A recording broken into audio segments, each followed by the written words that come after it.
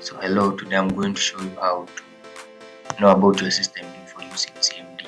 So you come here and you search CMD, then you open your command prompt,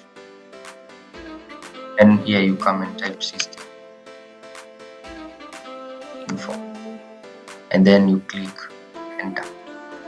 So there it will write loading the information. So there you get to see the host name, the OS name, OS version. You also get to see the memory size, the virtual memory max size, and you can also tell you the location device.